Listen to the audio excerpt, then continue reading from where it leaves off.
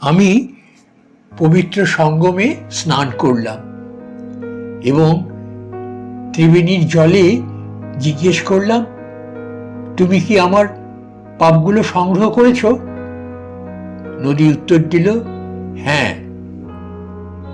আমি জিজ্ঞেস করলাম, তাহলে তুমি এগুলোর কি করবে? ত্রিবেণী হেসে বলল, আমি কি পাগল ওগুলো নিজের কাছে রাখবো? আমি সেগুলো সাগরে জমা দেব।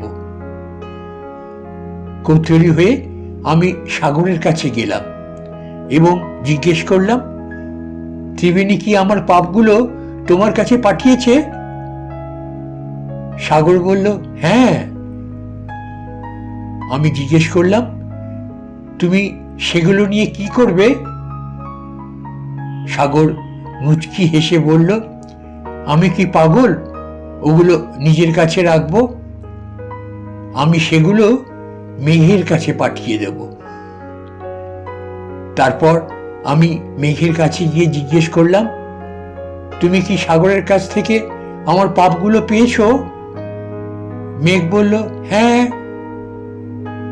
আমি আবার জিজ্ঞেস করলাম, তাহলে তুমি সেগুলো নিয়ে কি করবে? মেঘ ফিসফিস করে বলল, আমরা কি পাগল ওগুলো রেখে দেব? আমরা সেগুলো বৃষ্টির সঙ্গে ঝরিয়ে দেব। আমি অবাক হয়ে জিজ্ঞেস করলাম, কার ওপর? মেঘ হাসল দুষ্টুমি ভরা মুখে, তোমার উপরেই তো। এক গভীর উপলব্ধি আমাকে ছুঁয়ে গেল। আমরা যেখানেই যাই না কেন, কর্ম আমাদের অনুসরণ করে। এই বিশ্ব চরাচর আমাদের মনে করিয়ে দেয়, ভালো থাকো, ভালো করো, কারণ তোমার কর্ম একদিন তোমার কাছেই ফিরে আসবে।